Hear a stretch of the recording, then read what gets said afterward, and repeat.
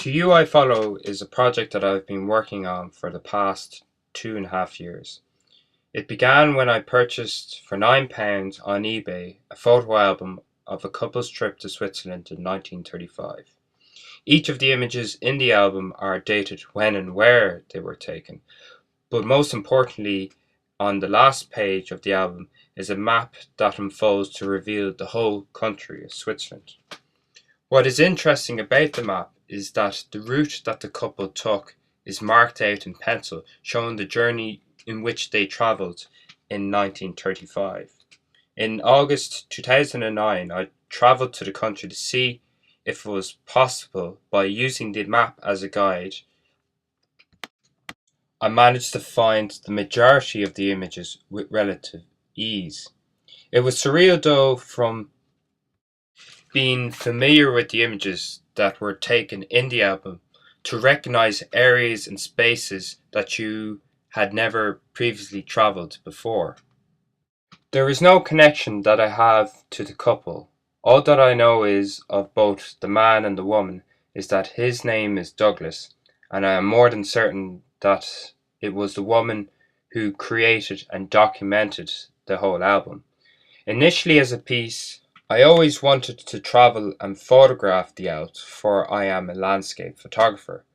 But while photographing the piece, it was the structures that featured in the album that I became most interested in instead, particularly of St. Carl's Church in Luzerne, where, unlike the landscape images where you have a vague idea of where the original image was taken, photographing inside the church, you are taking the image at the exact spot in which the original image was taken 75 years ago. With the success in 2009, I felt it would be far more poignant to return to the country in 2010 and photograph to the day as the couple did 75 years later, to recreate the whole journey in a photographic series. Even though there is no connection between the couple and myself, there is, however, somewhat a correspondence or rapport between one another. In the image of Vinitsu on Lake Luzerne was one of the few images in the album that had no caption of where and when it was taken. Even so, by accident, I managed to stumble upon the site in which the original image was taken, to which I duly photographed. The surreal aspect wasn't for the fact in finding the image, but what is written on the back of the original image taken in 1935 reads, "Somewhere on Lake Luzerne, don't know where, do you?" The fact in actually finding the site in which the image was taken, I have sort of answered the question that was posed to me by the author. Each image in the series has its own story, particularly when it came to photographing the image on the Swiss-Austrian border. On the 4th of September, the couple did a tour called the Three Countries Tour, where they travelled from Switzerland to Austria to Germany and back into Switzerland again.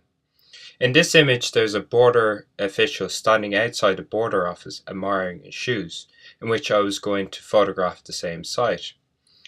What I thought initially when going into the customs official's office to ask for permission, little did I think when I explained the whole story to them and what the piece was about, that he asked could he be in the photograph and stand as his predecessor did 75 years ago. I was amazed by this, for I wouldn't have even imagined asking the officer in the first place, but his reasoning was, well, there's a police officer in 1935, there might as well be a police officer in 2010. At the time when photographing the image, when he posed for me in front of the camera, his colleagues within the office managed to stop the traffic in and out of the border post so we would be able to get a good photograph. This was one of the amazing aspects about the piece, where when you revealed an image to somebody, you were able to engage them quite easily from there on, even if there was a language barrier.